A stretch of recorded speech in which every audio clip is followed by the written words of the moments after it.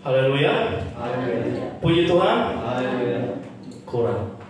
Puji Tuhan. Haleluya. Baru. Baik Bapak Ibu, mari kita membuka Alkitab kita. Kita mendengarkan firman Tuhan. Ini teman-teman yang di belakang kok pada berdiri, dulu aja di depan. Sini, gak apa-apa.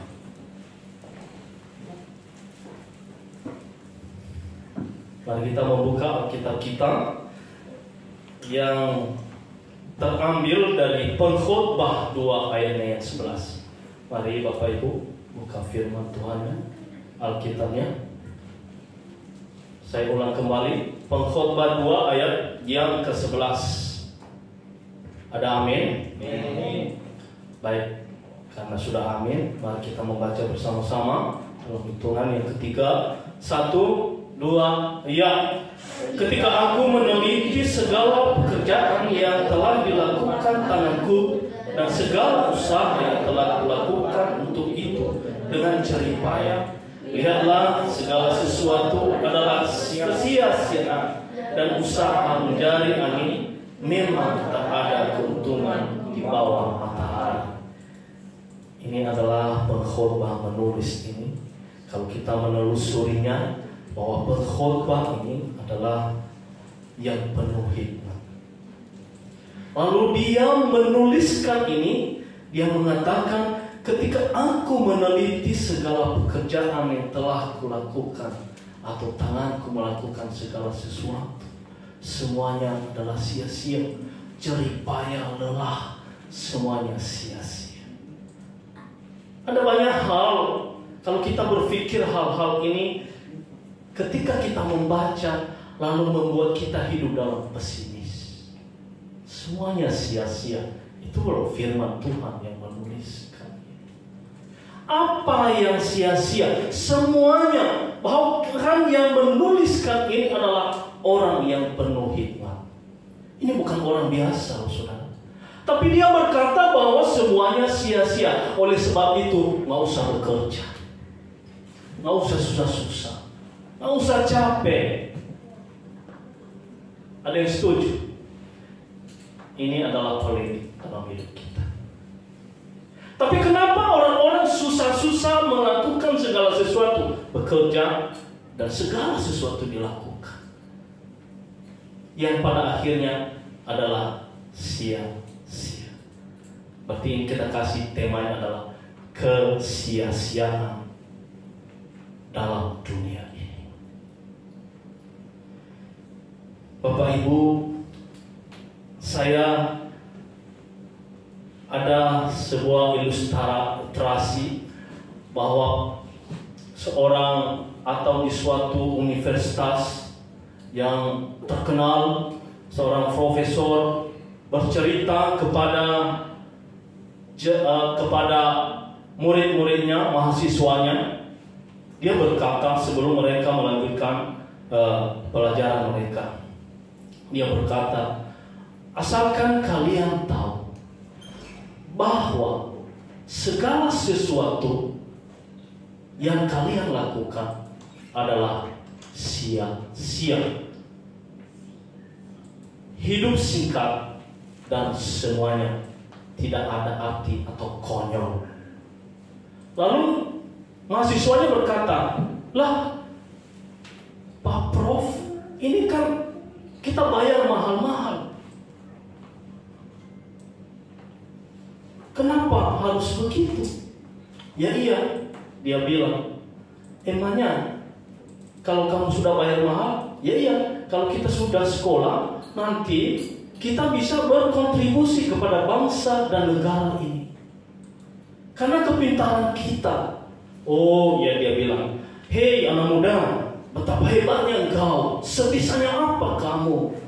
Apakah ketika kamu nanti sudah bisa dan kamu bisa melakukan segala kontribusi bagi bangsa dan negara ini, maka apakah kamu diingat? Paling-paling kamu 3 keturunan paling kamu bisa diingat. Inilah kata profesor. Kamu diingat paling 3 keturunan, mungkin cucu ketiga masih bisa diingat. Kamu tahu Beberapa orang yang terkenal pada zaman-zaman yang dahulu, paling-paling orang diingat 2%, 0,2% pada sejarah. Itu pun kalau ada yang membaca tentang engkau.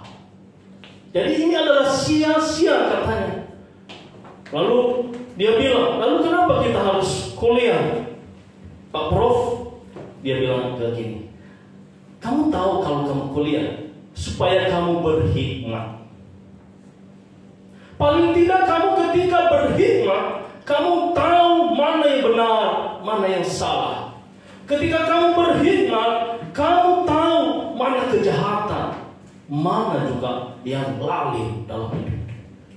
Orang-orang yang tidak punya hikmat, tahu enggak? Orang bebal, semuanya itu dia tidak tahu apa-apa. Malah hidupnya dalam masa bodoh.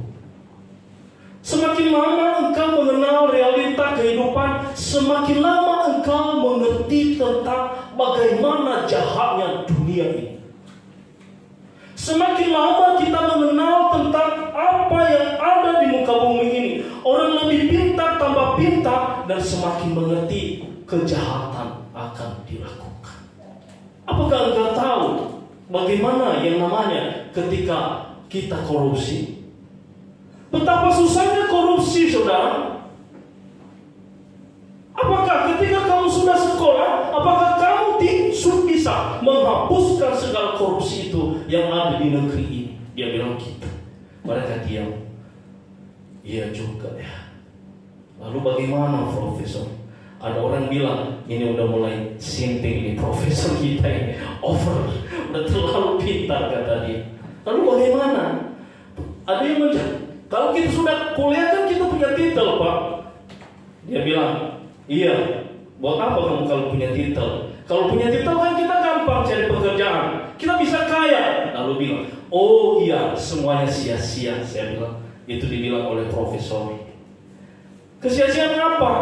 Kamu tahu ketika kamu kaya, semuanya kamu tidak bisa puas. Kita ambil contoh.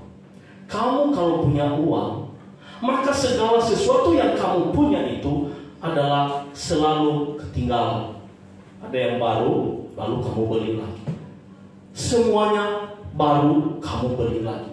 Tidak ada puasnya hidupmu dan terus engkau cari. Punya HP baru, ada lagi keluaran baru. Lalu kamu bilang, enggak ada artinya ini HP baru. Apakah engkau puas? Tidak. Punya mobil baru, keluar lagi mobil baru. Lalu kamu bilang, enggak ada artinya mobil baru. Dan terus akan ada seperti itu dalam kehidupanmu katanya. Jadi kamu bilang, kamu puas kalau kamu kaya. Keduanya, saudara, dia bercerita lagi. Kalau kamu punya sesuatu lagi, kamu tidak bisa menikmati kekayaan itu betapa besarnya. Karena malah ketika kamu mempunyai kekayaan, hidupmu dalam khawatir. Ada sesuatu yang kamu miliki ada ketakutan dalam hidupmu, bahkan hadir segala sesuatu konflik kepada engkau dan kepada sesamamu. Coba bangun sebuah usaha. Ketika ada usahamu mulai berdiri, lalu tidak hanya sampai ke situ. Kamu akan berpikir lagi bagaimana selanjutnya kamu harus melanjutkannya dan bagaimana apa yang harus akan ada. Ketika ada nanti, berarti kamu harus punya strategi. Tetapi kalau kamu tidak bisa melakukan sesuatu dengan strategi, kamu terlambat. Saya ambil contoh, saudara. Saya bekerja dalam sebuah perusahaan. Contoh, saya bagian contoh membuat baju. Saya melihat, saya keliling.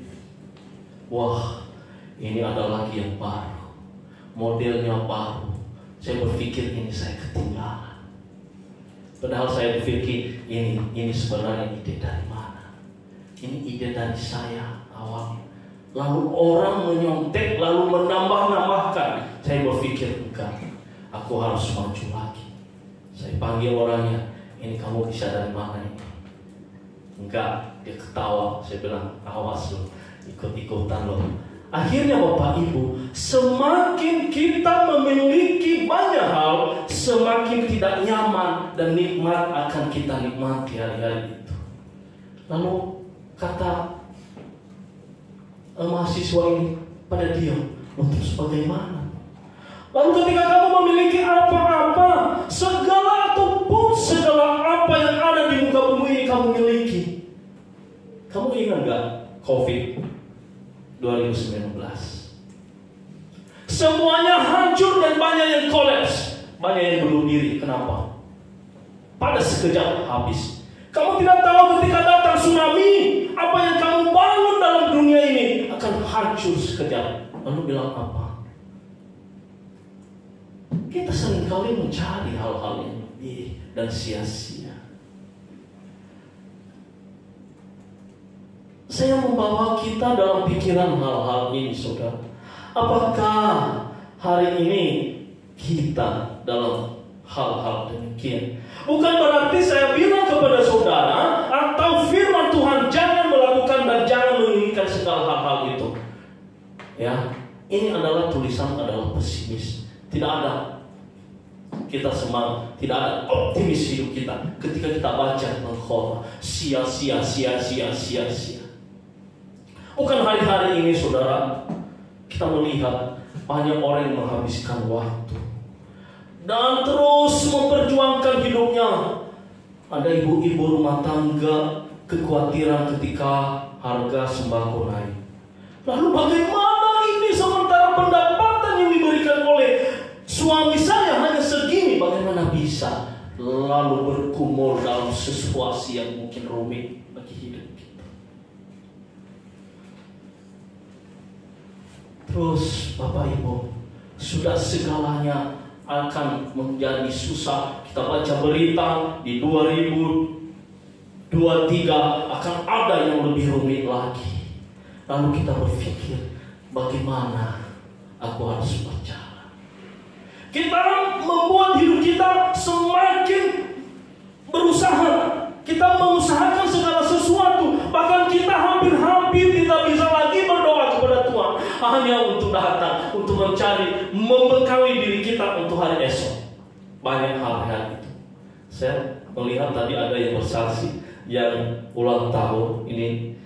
Saudara kita ada bahwa udah 21 tahun, mungkin dia berpikir sudah sampai hari ini, dan mungkin berpikir apa tidak berpikir bahwa kedepannya dia harus berpikir bagaimana yang harus aku lakukan, bagaimana hidup saya akan hari esok.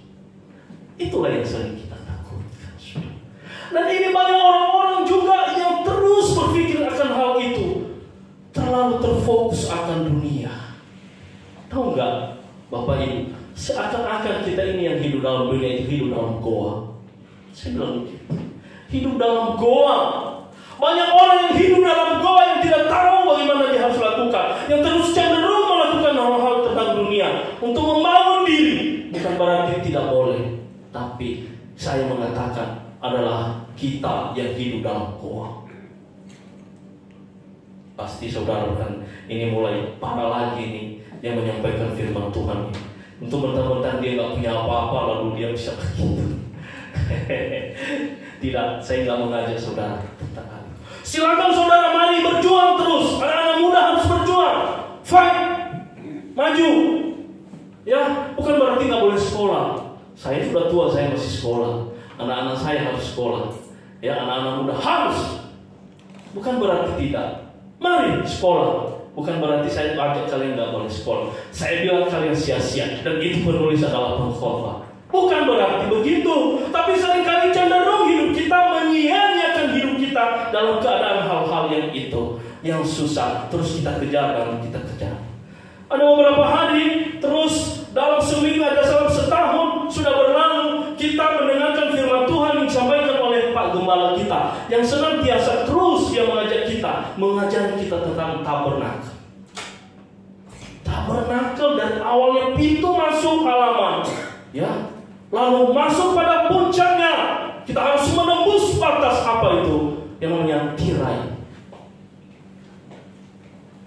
Itu loh sebenarnya kalau saya pikirkan Izinkan saya Pak Gembala di bawah itu ketika saya menyambut, saya tambahkan, ketika kita berpikir hanya di bawah tirai, katakan ini adalah tirai, maka kita hanya berpikir di situ-situ saja. Jadi hidup kita adalah hanya begitu sebatas dunia. Tidak kita berpikir menembus batas. Bagaimana cara menembus batasnya? Yang namanya tirai tidak bisa kita lihat.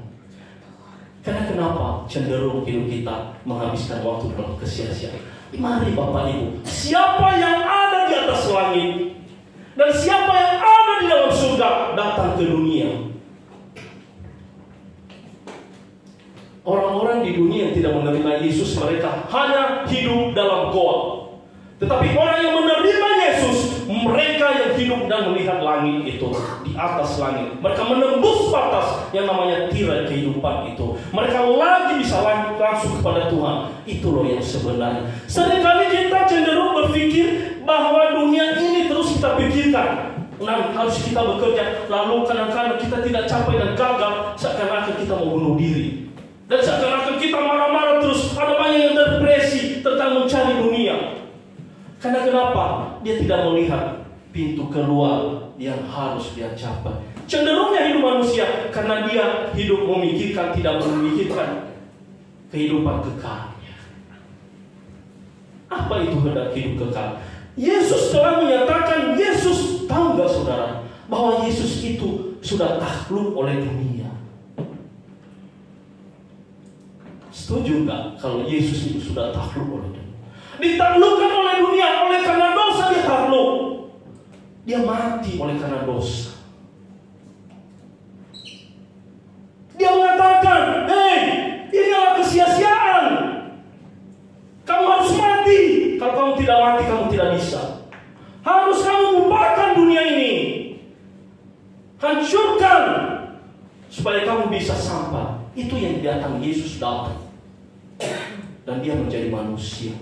Dia merasakan apa? Dia menghancurkan juga. Kalau kita hanya percaya dalam kematian Yesus, dia tulis di dalam 1 Korintus 15 ayat 19. Jika hanya manusia menaruh harapan kepada Yesus Kristus, masa kesia-siaan hidup. Binasa engkau. Maka Yesus telah ditaklukkan oleh dunia dan Yesus telah menjadi contoh. Kalau tidak berpikir pada hari yang ketiga, 3 hari kemudian Yesus bangkit, maka hidup kita adalah sia-sia. Inilah yang saya katakan bahwa dunia adalah kesia-siaan. Yesus juga mengatakan sia-sia dunia. Ini contohnya, aku sudah mati oleh karena dosa itu. Bukankah kita ini orang-orang Kristen yang sebentar lagi kita harus merayakan Natal? Kedatangan Yesus akan sia-sia kalau kita hanya cenderung mencari kehidupan kita. Kalau sebentar lagi kita harus repot-repot menyediakan segala baju baru dan segala kebutuhan untuk hari Natal. Kita seringkali berantem kepada keluarga, istri, suami, berantem gara-gara kekurangan untuk hari perayaan Natal, untuk memberikan, untuk kontribusi kepada gereja karena kekurangan. Nah, itu yang sering terjadi. Saudara, padahal dia berkata, nanti hari Natal kami harus ke gereja. Kami nanti kebaktian dan menyambut kedatangan Kristus. Yang dia sambut bukan Tuhan. Yang dia sambut adalah dunianya. Dia tidak melihat dan tidak menembus batas tirai itu. Kenapa? Karena dia fokus dalam pikiran kita. Kita fokus. Beberapa tahun yang lalu saya terus berpikir, ada banyak orang, waduh Pak, ini kita mulai lagi Natal dan kita harus butuh banyak dana ini. Kita dari organisasi satu dan pasti harus ada yang namanya Natal dan itu perlu uang. Lalu ada lagi ini dan semuanya perlu uang. Itu seringkali kita melakukan hal itu. Bahkan kadang-kadang tidak ada sukacita kita karena kita kekurangan dari segala dana. Entar lagi Natal. Banyak hal ini saudara yang suka marah-marah dalam keluarga. Dan mungkin dia berpikir kalau saya nanti tidak ada baju baru, saya malu kepada teman-teman saya malu kepada tetangga. Apalagi ya kebanyakan ibu-ibu ini kalau nggak ada baju baru katanya rasanya ini susah sekali. Nah itu kenapa? Karena dia terlalu memikirkan hanya di bawah batas. Artinya dia hanya memikirkan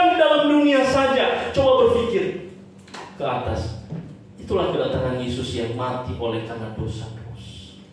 Enggak ada. Dia bilang, itu sia-sia itu. Jika kamu memang merayakan Natal, terimalah saya yang sesungguhnya itu.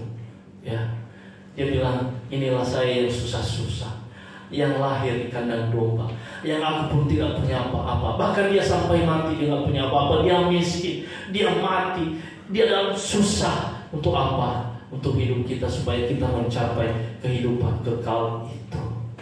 Jadi berpikir dalam dunia ini, seringkali manusia yang hidup di dalam dunia, dia berpikirnya begini saudara, hanya dua yang dia pikir adalah kebutuhan hidup dan kebutuhan jiwanya. Yang terus dicari seperti itu, dia lupa akan kehidupan yang kekal itu, roh. Itulah kejatuhan manusia sebenarnya, bukan di tubuh yang ada. Tetapi ketika Allah menghembuskan nafas kepada manusia, maka roh Allah itu ada kepada manusia. Tapi ketika membantah apa yang dikatakan dan ingin dilakukan oleh Tuhan, maka mereka melawan, jatuh mulai daripada nenek moyang kita adalah Adam dan Hawa. Sejak itulah manusia jatuh ke dalam dosa. Roh Allah sudah lama tidak ada, kemuliaan Allah sudah tidak ada, hilang dari saat itu.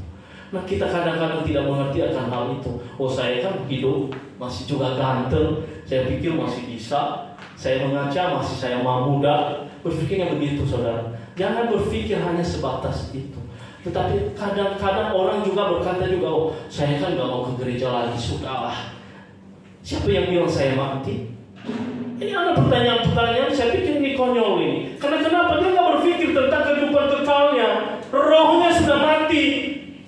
Ya, orang yang tidak mau ke gereja, tidak menyembah Tuhan, itu rohnya sudah mati. Dia gak mau lagi ke gereja. Dia pikir bahwa ya tubuhmu sampai ke surga. Itu kan merusak.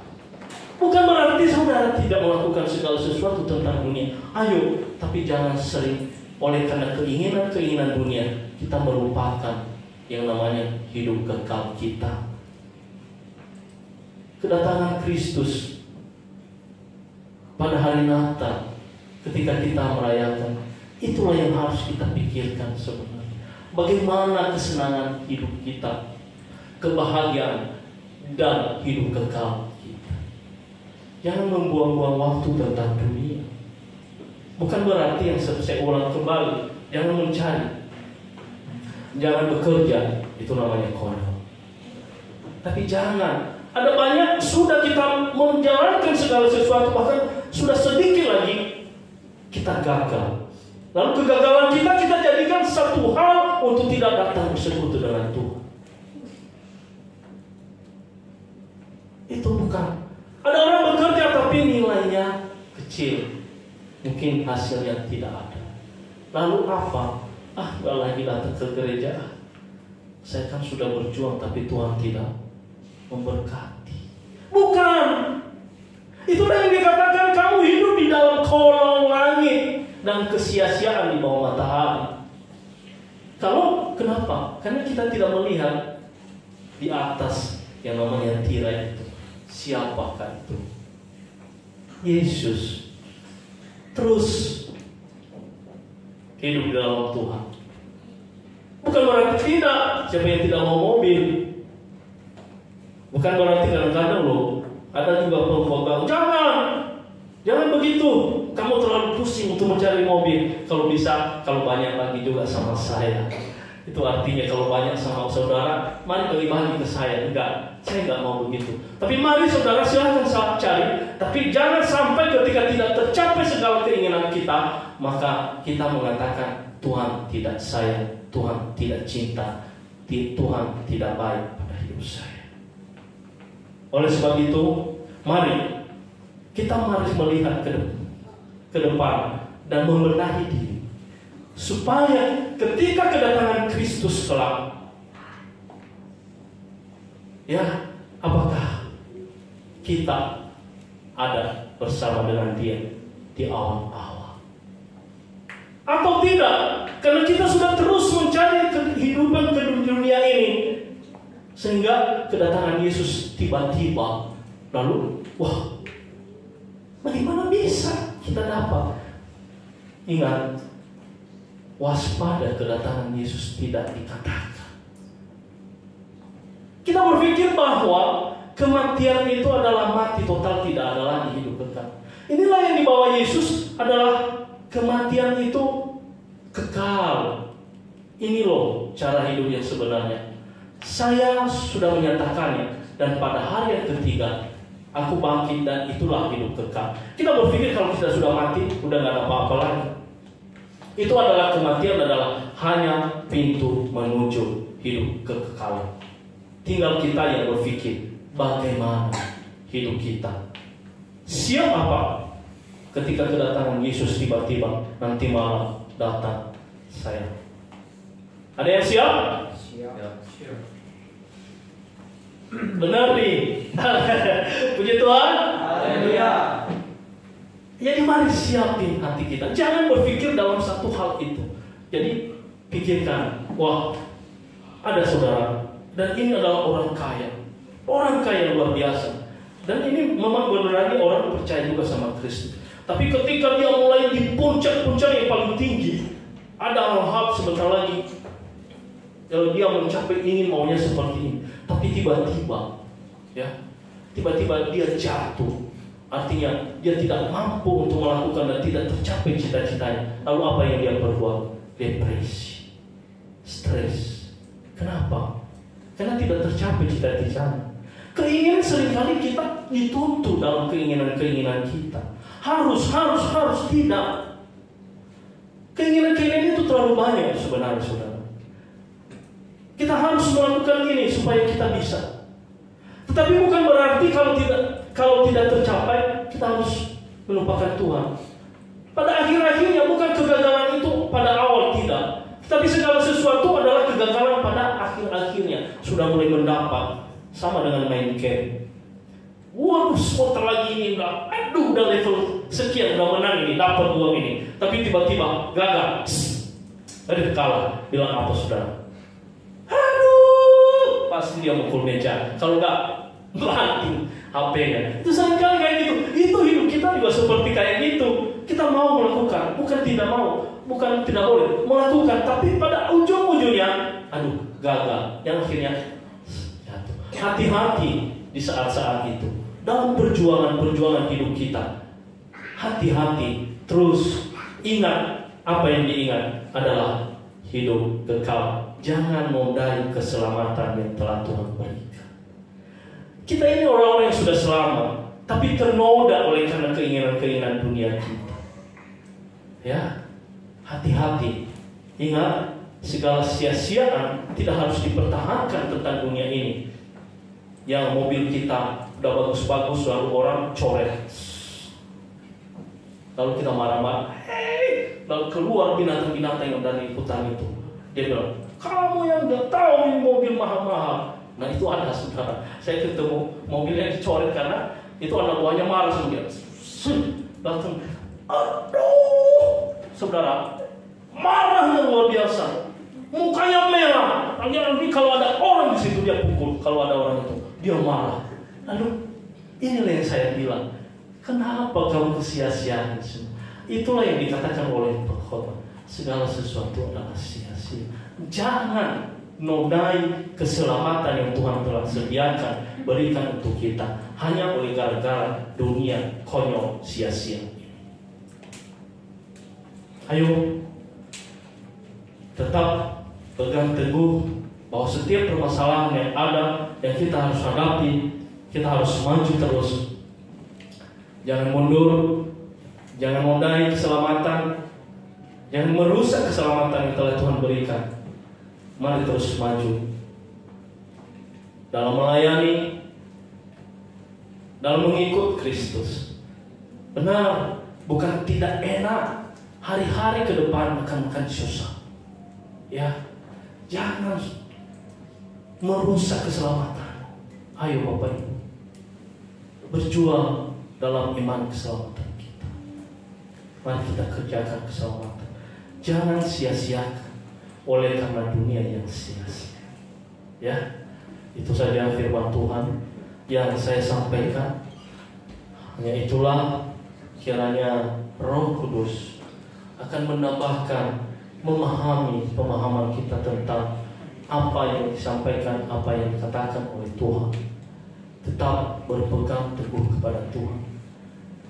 Memang kadang-kadang kita lelah dalam beribadah, tapi sesungguhnya tidak lelah karena kita melihat, oh, keselamatan saya hancur. Ingat keselamatan, ingat Yesus yang telah berkorban, ingat Yesus yang telah datang dan telah lahir nanti. Ingat itu. Hanya oleh karena masalah-masalah dunia jadi permasalahan besar, kita disakitin orang, lalu keselamatan kita hilang. Jangan. Hidup kita ini bukan hanya sendiri, tapi dunia ini kita di tengah-tengah serigala. Hati-hati. Bahkan apapun yang kita miliki, yang kita inginkan, kita bisa hancur. Oleh sebab itu, terus pandang Kristus yang telah memberikan kita keselamatan. Karena jangan sampai kita tidak datang dan kita ikut ketika Dia datang. Terima kasih. Itulah firman Tuhan pada saat ini, dan biarlah Tuhan yang memberkati kita. Shalom. Shalom. Puji Tuhan. Haleluya. Mari saya ajak kita berdoa. Ya Bapa, seringkali kami cenderung dalam keinginan kami. Kami terlalu menginginkan untuk terjadi seperti apa yang kami mau, sehingga kami melupakan pintu menuju seberang, yaitu pintu keselamatan kami. Kami seringkali tidak mengerti bahwa keselamatan kami telah ada oleh karena Engkau. Maka oleh karena kesia-siaan ini, kami boleh hilang keselamatan. Ketika Engkau datang, kami yakin bahwa kami ada bersama dengan Tuhan. Biarlah kami hidup dalam kebenaran demi kebenaran firman Tuhan. Setiap yang lemah dan mungkin dalam perjalanan kehidupan yang mungkin rumit, dalam keadaan yang susah, dan ke dalam keadaan sakit, dan orang mungkin berpikir tidak ada jalan bagi kehidupannya, Tuhan biarlah mereka memandang bahwa hidup kekal telah Tuhan sediakan untuk kami. Itu adalah hanya dunia yang ingin mengintimidasi kami supaya kami kehilangan keselamatan. Oleh sebab itu Bapa, bantulah kami. Ini adalah perjalanan hidup kami hari-hari esok. Senantiasa Tuhan memberikan kami hikmat, dan terus Tuhan tolong kami. Terima kasih Bapa. Kami berdoa hanya di dalam nama Yesus Kristus kami berdoa dan mengucap syukur. Haleluya. Amin.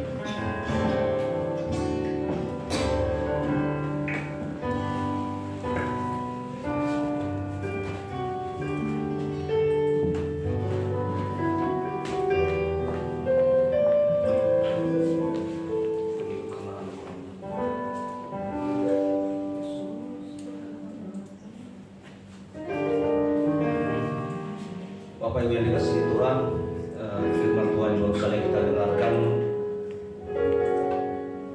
kiranya itu semakin membuka hati kita. Ya. Perhatikan hidup ini, bahwa apapun yang kita kerjakan ini semualah kesia-siaan. Perhatikan dan ingat, yang lebih penting adalah hal-hal yang lebih besar, kehidupan yang kekal. Kalau kita tidak memandang hal-hal yang besar itu, kalau kita tidak memandang kehidupan yang kekal itu, maka kita akan diperbudak oleh dunia ini. Ya, kita akan berputar-putar aja untuk mencari dunia ini. Ingat firman Tuhan hari ini mengingatkan kita bahwa segala sesuatu di dalam dunia ini di bawah matahari ini adalah kesia-siaan. Saya menyaksikan sedikit, memang saya kaget sekali ketika kemarin hujan besar dan ada sebagian yang netes di gereja ini dan juga di bawah. Lalu saya fotoin dan saya kirim ke tukang yang mengerjakan ini. Saya bilang, gimana ini ya Mas, ini kok bisa netes ya. Ada juga di bawah, di lantai 2 begitu juga, di lantai 1 juga ada yang netes. Bagaimana ini ya Mas? Lalu masuk balasan, dia bilang gini, mohon maaf Pak, barangkali bisa mencari tukang yang lain saja, karena suami saya sudah meninggal tanggal 4 kemarin. Saya kaget benar, saya sangat kaget. Itu tukang itu usianya masih di bawah saya. 2 bulan dia bekerja di sini, dia baik-baik saja, nggak ada masalah. Malah istri saya bilang begini, itu almarhum itu badannya bagus, kekar, ya, spek badannya. Kenapa? Karena memang tukang bangunan kan. Memang sih waktu di sini juga berapa kali saya larang, Mas, kalau bisa kurangi ngerokok. Memang rokoknya itu udah kayak kereta, nggak pernah putus. Rokok terus saja. Habis satu rokok lagi, habis satu isap lagi. Makanya waktu mereka di lantai 3, kalau kami kesini itu, kalau mereka di sini itu asap rokok itu sampai ke lantai 1. Mereka di lantai juga sama. Jadi waktu mereka kerja di sini, rumah ini bau rokok semua. Ya saya nggak bisa larang karena mereka juga kerja ya. Cuma saya bilang hati-hati Mas, kurangilah rokok. Nah makanya kemarin saya kaget sekali, sampai pun sama lama saya mikir, aduh, karena saya udah sempat senang dengan tukang ini, apa-apa dia yang saya minta tolong. Saya sekarang berpikir, kalau saya minta tolong apa-apa Mas, siapa lagi ya? Karena tukang-tukang yang saya tahu itu semua rata-rata nggak bertanggung jawab. Ini orangnya saya bertanggung jawab. Nah Bapak Ibu sekalian, ini juga salah satu contoh. Jadi namanya usia itu dia tidak mengenal kematian itu tidak mengenal usia. Ya, jangan berpikir saya masih muda, masih lama. Kata siapa? Jangan juga berpikir sudah tua, sebentar lagi nih. Kata siapa? Bisa juga yang tua usia masih panjang, yang masih muda kita nggak tahu besok dijemput. Intinya seperti itu. Nah, saya hanya menguatkan kita kembali bahwa hargailah kehidupan, hargai hidup yang telah Tuhan berikan, ya. Hargai dan hidup ini, ya, hidup ini manfaatkanlah untuk memuliakan Tuhan. Ya, kalau kita tidak memandang hal-hal yang besar, kalau kita tidak memandang kehidupan yang kekal, maka kita akan mengejar terus dunia ini, Ya, saya berapa kali bilang di sini, kita mau mengejar apa sih? Mau mengejar beli motor, ada yang punya mobil, mengejar beli mobil 1, ada yang punya mobil 2, mengejar mobil 2, ada yang punya mobil 5, apalagi mengejar mobil 10, ada yang punya pesawat. Jadi nggak ada selesainya. Jadi ujung-ujungnya kita depresi, stres. Makanya Bapak Ibu sekalian, ayo dengan jumlah kita yang segini, saya menguatkan kita kembali supaya kita kembalilah membuka pandangan rohani kita, mata rohani kita untuk melihat yang lebih besar itu, kehidupan yang kekal. Sehingga kita tidak malas-malasan untuk ibadah. Kita tidak harus disuruh-suruh, tidak harus diingatkan, tapi kita tergerak sendiri. Kenapa? Karena kita mencari kehidupan yang kekal. Puji Tuhan. Mari kita akan pujian buat Tuhan. Yesus pegang tanganku, dan kita akan berdoa kepada Haleluya.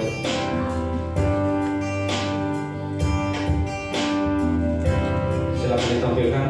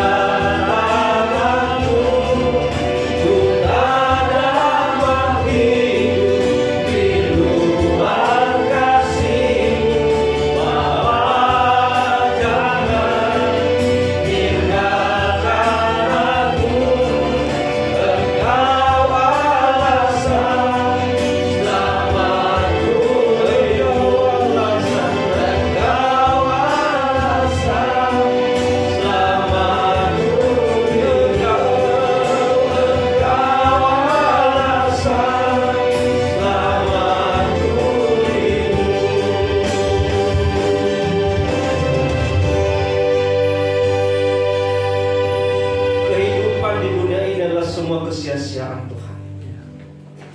Jika kami boleh hidup saat ini, Engkaulah alasan kami boleh hidup. Tuhan, pimpinlah kami. Pimpinlah hidup kami Tuhan.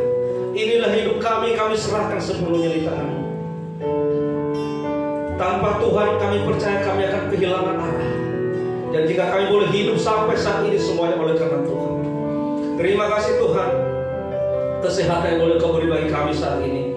Kesehatan, panjang umur, apapun yang kami nikmati saat ini, kami bersyukur Tuhan.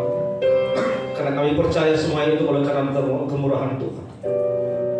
Ampunilah segala dosa pelanggaran yang telah kami perbuat di hadapan Tuhan. Yang disengaja menjadi disengaja setiap perkataan perbuatan. Bapa di surga, terima kasih Tuhan untuk firman-Mu yang telah kami dengarkan saat ini. Kau mengingatkan kami kembali bahwa apapun di dalam dunia ini adalah kesia-siaan, dan dunia ini pun sedang mengarah kepada kehancuran. Tuhan Yesus, bila kiranya kami boleh belajar dari firman itu, supaya kami tidak terlena, supaya kami tidak, Tuhan Yesus, mengejar dunia yang semakin hancur ini Tuhan. Tapi biarlah kiranya kami berpaut kepada Tuhan. Biarlah kiranya kami mencari kehidupan yang kekal itu Tuhan Yesus. Kami boleh mencari Tuhan Yesus hal-hal yang rohani, perkara-perkara yang rohani Tuhan Yesus. Karena itulah yang membuat kami bisa menikmati kasih karunia Tuhan yang luar biasa bagi hidup kami. Terima kasih Tuhan, terima kasih. Berkati hamba-Mu, Bapak Guru kami, Bapak Guru BGA, yang telah menjadi saluran berkat memberitakan firman bagi kami saat ini. Berkati hamba-Mu Tuhan. Pakailah hamba-Mu semakin luar biasa. Pakailah hamba-Mu semakin heran lagi Bapak. Berkatilah keluarga hamba-Mu juga, istri, anak-anaknya Tuhan. Kiranya Tuhan Yesus keluarga ini menjadi keluarga yang senantiasa menjadi berkat bagi yang lain, menjadi terang di tengah-tengah dunia yang gelap ini Bapak. Tuhan Yesus, terima kasih Bapak, terima kasih. Demikian juga Tuhan Yesus, kami berdoa saat ini buat seluruh hamba-hamba Tuhan di tempat ini, pelayan-pelayan khususnya Tuhan. Mulai dari hamba-Mu sebagai gembala, juga pendeta, juga guru, sintua, dan juga para pelayan-pelayan di tempat ini Kau berkati Bapak. Kau Tuhan Yesus kiranya memakai setiap kami untuk melayani Tuhan dengan sepenuh hati dan sepenuh jiwa kami. Dan pelayanan kami tujukan hanya untuk kemuliaan bagi nama Tuhan saja. Tidak untuk kepentingan pribadi kami, tidak untuk membesarkan nama kami sebagai manusia Tuhan. Tapi biarlah kiranya Engkau yang semakin besar dalam hidup kami, dan kami yang semakin kecil Bapak. Terima kasih Bapak, terima kasih. Demikian juga Tuhan Yesus, kami berdoa buat seluruh sidang jemaat-Mu di tempat ini, mulai dari orang tua sampai kepada anak kecil, Engkau berkati Bapak. Kiranya Tuhan Yesus, di tempat ini kami semakin dibina, kami semakin dibentuk, dan kami boleh semakin bertumbuh kerohanian kami mengarah kepada Tuhan. Tuhan Yesus, bukakanlah bagi kami rahasia firman-Mu Tuhan Yesus, yang bisa membuka segala kesalahan kami, yang bisa membuka segala dosa kami Tuhan Yesus, dan sekalian mengajar kami Tuhan Yesus untuk hidup seturut dengan kehendak-Mu. Bapa di surga, terima kasih Tuhan Yesus. Kami berdoa juga Tuhan Yesus saat ini buat anak-anak Tuhan yang dalam minggu ini mereka bertambah usia Tuhan Yesus. Khususnya kami berdoa Tuhan Yesus buat anak kami Catherine Alessandra Hareva, dan juga anak kami Advent Joel Brilian Hareva Tuhan Yesus, yang pada minggu ini mereka telah bertambahkan usia mereka 1 tahun. Tuhan Yesus, bila kiranya dengan bertambahnya usia mereka boleh semakin Tuhan Yesus sungguh-sungguh di dalam Engkau Bapa. Mereka semakin Tuhan Yesus haus dan lapar akan Engkau Bapa. Seumur hidup mereka, bila kiranya mereka tetap melayani Tuhan, apapun nanti profesi mereka ke depan, mereka tetap mengutamakan Engkau, mereka tetap mengutamakan pelayanan terhadap Tuhan. Terima kasih Yesus, terima kasih. Dalam perjuangan mereka saat ini, dalam pendidikan mereka, Tuhan pakai mereka. Berikanlah mereka hikmat Tuhan Yesus. Jadi kalau mereka menjadi anak-anak yang menjadi terang di dimanapun mereka berada Bapak. Jadi kalau mereka menjadi anak-anak yang pintar, anak-anak yang cerdas, masa depan mereka semua ada di tangan-Mu Tuhan. Kiranya Engkau menyediakan yang terbaik bagi mereka. Kami juga berdoa Tuhan Yesus buat seluruh anak-anak di tempat ini Bapak, baik yang sekolah maupun yang belum sekolah. Kami berserahkan di tangan-Mu Tuhan. Engkau berkati mereka, Engkau berkati masa depan mereka juga Tuhan Yesus. Bila kiranya masa depan mereka memiliki masa depan yang penuh berkat, yang penuh harapan, beri masa depan yang cerah cemerlang Tuhan Yesus, dan Kau sediakan yang terbaik bagi mereka. Terima kasih Tuhan, terima kasih. Kami berdoa juga Tuhan Yesus di tempat ini Buat jemaat yang mungkin sedang merindukan keturunan, Engkau berkati Bapa. Engkau bukakan rahim mereka Bapa. Engkau taruhkan janin dalam rahim mereka Bapa. Bila kiranya mereka boleh mengandung dan melahirkan anak-anak yang takut akan Tuhan. Dan suatu saat nanti Tuhan Yesus, mereka akan melahirkan anak-anak yang bisa melayani Engkau Tuhan Yesus dan bisa membesarkan kerajaan-Mu. Terima kasih Bapak. Berdoa juga buat jemaat yang mungkin saat ini sedang mencari pekerjaan. Tuhan berikanlah mereka pekerjaan sesuai dengan kehendak Tuhan. Sediakan bagi mereka Tuhan, hingga melalui pekerjaan itu Tuhan Yesus, mereka boleh menikmati berkat Tuhan. Mereka menikmati kelimpahan berkat-Mu dalam kehidupan mereka maupun kehidupan keluarga mereka. Terima kasih Yesus, terima kasih. Berdoa juga saat ini Tuhan Yesus buat saudara kami Tuhan Yesus, saudara kami Iwa almarhum, yang pada tanggal 4 Tuhan Engkau telah memanggilnya. Tuhan Yesus, kami Tuhan Yesus berdoa buat hamba-Mu ini Tuhan. Meskipun kami berbeda keyakinan, tapi kami berdoa karena Dia telah banyak bekerja di tempat ini. Dia telah banyak Tuhan Yesus berkarya di tempat ini, membangun gereja di tempat ini, membangun rumah ini Tuhan Yesus. Tuhan, bila kiranya Tuhan Yesus, Engkau yang berkarya dalam kehidupannya. Kami tidak tahu akhir daripada kehidupannya, namun kami serahkan di tangan-Mu. Tugas kami akan berdoa supaya kehidupannya Tuhan Yesus Tuhan selamatkan.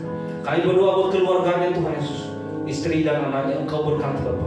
Engkau berikan kesehatan, Engkau berikan kekuatan, Engkau berikan ketabahan Tuhan Yesus, dan lebih Engkau berikan perlindungan kepadanya. Biarlah kiranya Tuhan Yesus, dengan ditinggalkan oleh almarhum Tuhan Yesus, mereka tetap semakin kuat dan semakin sungguh-sungguh di dalam Engkau. Terima kasih Bapa, terima kasih Yesus. Kami berdoa juga Tuhan Yesus buat bangsa dan negara kami, mulai dari pimpinan kami yang tertinggi, presiden, wakil presiden, badan legislatif, yudikatif, eksaminatif, dan juga Tuhan Yesus sampai kepada menteri-menteri, gubernur, wali kota, bupati, camat, lurah, kepala desa, RW, RT, dan sampai kepada pimpinan-pimpinan yang terendah. Kami serahkan di tangan-Mu Tuhan. Mereka adalah pimpinan-pimpinan bangsa kami yang telah Engkau angkat. Maka kami berdoa, berikanlah mereka hati yang takut akan Tuhan, sehingga mereka boleh menjalankan roda pemerintahan ini dengan hormat dan takut akan Engkau. Dan lebih Tuhan Yesus, bila kiranya kami boleh juga menikmati kebebasan beribadah di negeri kami ini lewat kepemimpinan mereka. Terima kasih Bapa, terima kasih Yesus. Kami berdoa Tuhan Yesus buat jemaat-Mu yang telah memberikan persembahan. Berkatilah tangan-tangan telah memberikan persembahan Tuhan Yesus. Kami percaya bahwa Engkau Tuhan Yesus bukan Allah yang berkekurangan, tapi mereka, kami semua memberikan ini sebagai wujud kasih kami dan hormat kami kepada-Mu Tuhan Yesus. Berkatilah setiap Tuhan Yesus usaha pekerjaan, rumah tangga, keluarga, Engkau berkati semuanya Tuhan Yesus, agar dalam kehidupan seluruh jemaat-Mu di tempat ini, nama Tuhan selalu dipermuliakan. Terima kasih Tuhan, terima kasih. Inilah doa kami yang jauh dari sempurna yang kami serahkan di tangan-Mu. Di dalam nama Tuhan Yesus Kristus kami berdoa, dan kami menyempurnakan doa kami ini dengan doa yang telah Kau ajarkan bagi kami. Bapa kami di surga, dikuduskanlah nama-Mu. Datanglah kerajaan-Mu, jadilah kehendak bumi seperti di surga. Berilah kami pada hari ini karena kami sujud. Ampunilah kami atas segala kesalahan kami, seperti kami mengampuni orang yang salah kepada kami. Janganlah bawa kami ke dalam pencobaan, tetapi lepaskanlah kami daripada yang jahat. Karena Kau yang punya kerajaan dan kuasa dan kemuliaan sampai selama-lamanya. Haleluya. Mari kita terima berkat Tuhan. Kasih karunia dari Tuhan kita Yesus Kristus, kasih dari Allah Bapa, dan persekutuan Roh Kudus menyertai Bapak Ibu Saudaraku sekalian, mulai saat ini kekal sampai selama-lamanya. Haleluya. Amin.